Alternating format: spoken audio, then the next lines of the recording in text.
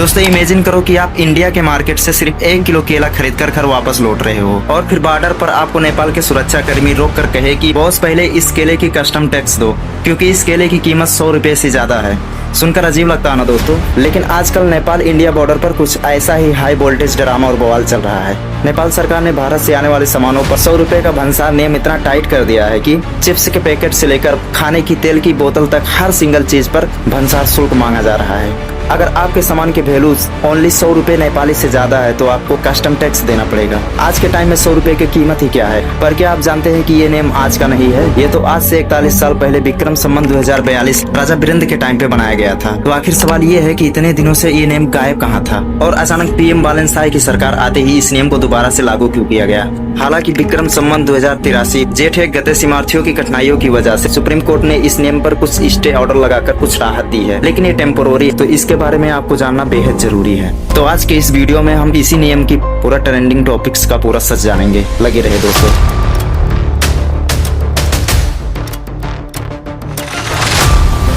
तो दोस्तों ये कहानी शुरू होती है साल विक्रम संवत 2042 से। उस समय देश में पंचायती व्यवस्था थी और राजा वीरेंद्र शाह का शासन था। देश के प्रधानमंत्री लोकेंद्र बहादुर चंद्र थे, लेकिन भारत से आने वाले यात्रियों पर 100 रुपए की भंसार नियम लगाने वाले और कैबिनेट से पास कराने वाले मुख्य व्यक्ति तत्कालीन अर्थ मंत्री डॉक्टर प्रकाश चंद्र लोहनी थे। भंसार आइन के अधिकारों का इस्तेमाल करते हुए अर्थ मंत्रालय ने इसे कैबिनेट से मंजूरी दिलाई थी, जो कि उस टाइम राजा का शासन था।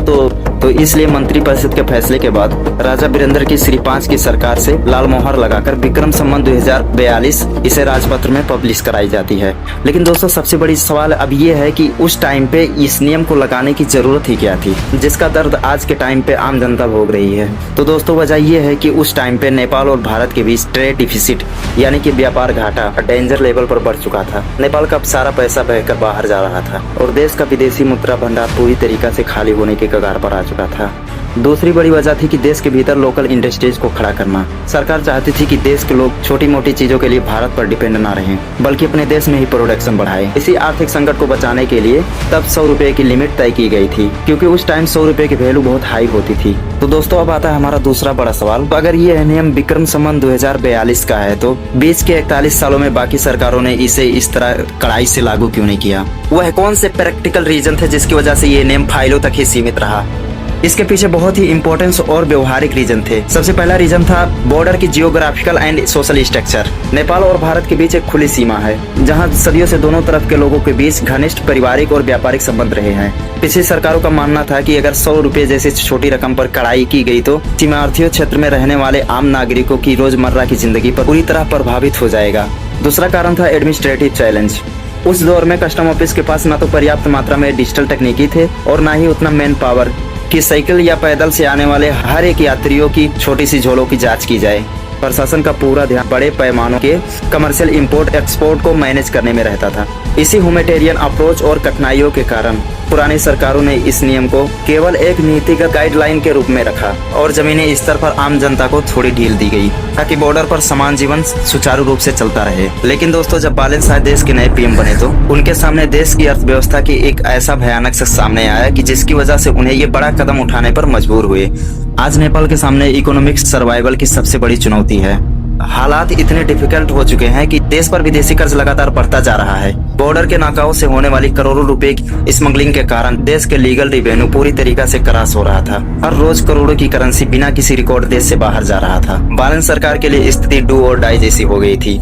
इसी सब समस्याओं को मद्देनजर करते हुए बालन सरकार द्वारा विक्रम संवत 2083 बैसाखी 1 गते इस नियम को फिर से कार्यान्वयन में लाया जाता है। सूचना नेपाल सरकारले ल्याउन मिल्ने भनी तोकेका मालवस्तुहरू भन्सार गरेर मात्र ल्याउँ। हाल मूल्यहरू 100 र सोभन्दा बढी मूल्यका सामानहरूको भन्सार अनिवार्य गरिएको हुँदा सीमा नाकामा सोही अनुसार प्रयोग गरिएको सूचित गरिन्छ। और देश को मजबूती दिलाने के लिए बॉर्डर के नाकाओं पर एफएफ को तैनात किया जाता है।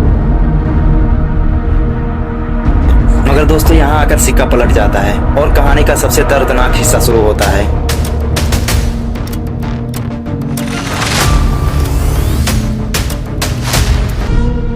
जनता का सीधा और जायज सवाल, बालन सरकार ने इस नियम को कार्यान्वयन तो कर दिए, लेकिन क्या इससे पहले उन्होंने देश के भीतर वो सामान और फैक्ट्रियां अवेलेबल करवाए? जवाब है बिल्कुल नहीं।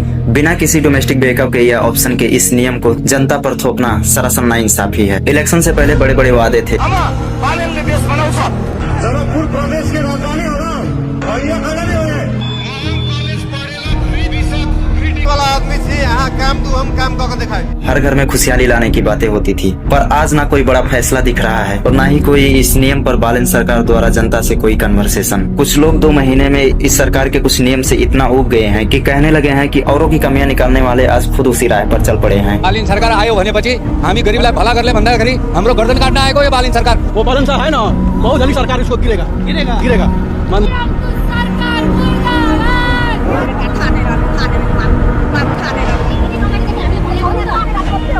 जनता की भरोसे और उम्मीदें इस तरह टूटना सच में बहुत बड़ा दर्दनाक है। बॉर्डर के इस अव्यवहारिक नियम की वजह से देश के गरीब सीमार्थियों की कमर तोड़ कर रखती है। यहाँ रहने वाले गरीब रिक्शा चालक रोजंदारी कमाते हैं, वो कोई बड़ी तस्करी नहीं है जो ट्रकों में भरकर माल लाते हों। वो सिर्फ अपने बच्चों का पेट पालने के लिए 1 किलो दाल, 2 किलो चीनी या जरूरत पे दवाइयाँ लाते हैं। अब हालत यह है कि उनके इस छोटे झोले को भी छीन लिया जाता है। घंटों धूप में खड़ा कर उनके आत्मसम्मान को ठेस पहुंचाई जाती है।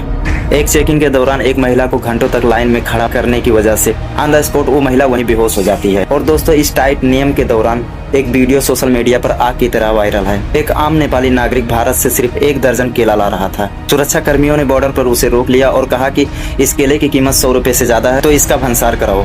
गुस्से में आकर उस शख्स ने केले को वहीं अपने पैरों से कुचल कर चला गया। यहाँ एक तरफ देश में इतनी महंगाई बढ़ रही है और दूसरी तरफ बॉर्डर पर क्विंटल भर केले और ऐसे बहुत से खाने के सामान सुरक्षा कर्मियों द्वारा जब्त करके उसे जमीनों में दफनाया जाता है। अगर उसी जब्त सामानों को नष्ट करने के बजाय किसी अनाथ आश्रम में बांटी जाती या किसी जरूरतमंदों में दी जाती तो आज कितने दुआएं मिलते। नियम व्यवस्था के लिए होते हैं, जनता को मेंटली स्ट्रेस के लिए नहीं।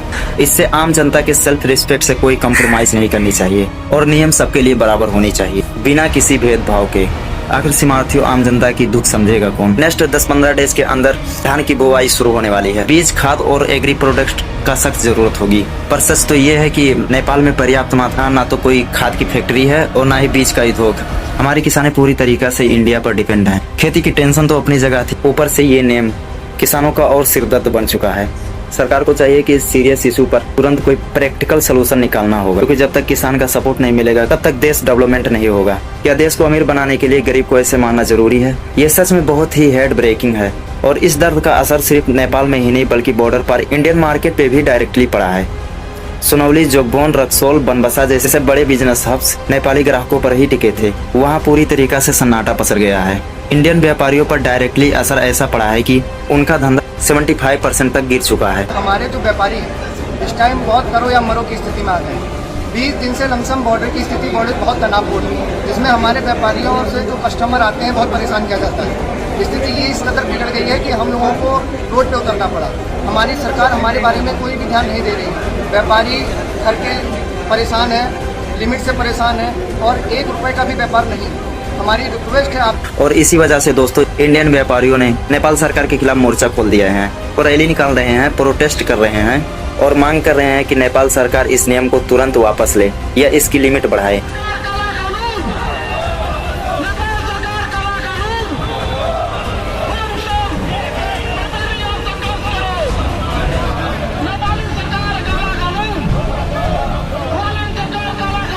उनका कहना है कि ऐसा ही रहा तो बॉर्डर पर वो इंडियन व्यापारियों की कमर टूट जाएगी, क्योंकि उनकी रोजी रोटी नेपाली ग्राहकों पर ही टिका था। तो दोस्तों, सिचुएशन बहुत ही क्रिटिकल है। एक तरफ पीएम बालन साहेब का नेशनल डिबेट और बिजनेस को बढ़ावा देने के लिए ये देश हित में सही कदम है, और दूसरी तरफ बॉर्डर पर रहने वाले आम जनता की दर्द, जिसके लिए एक वक्त का सब्जी तक नहीं आता।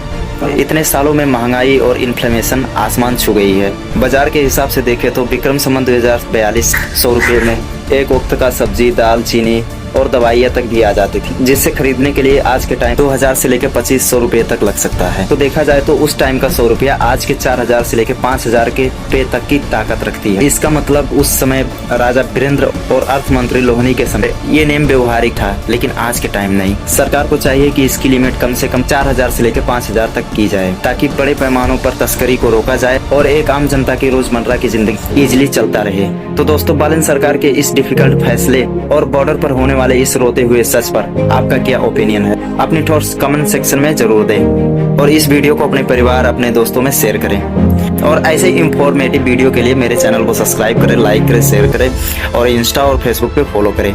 थैंक यू दोस्त।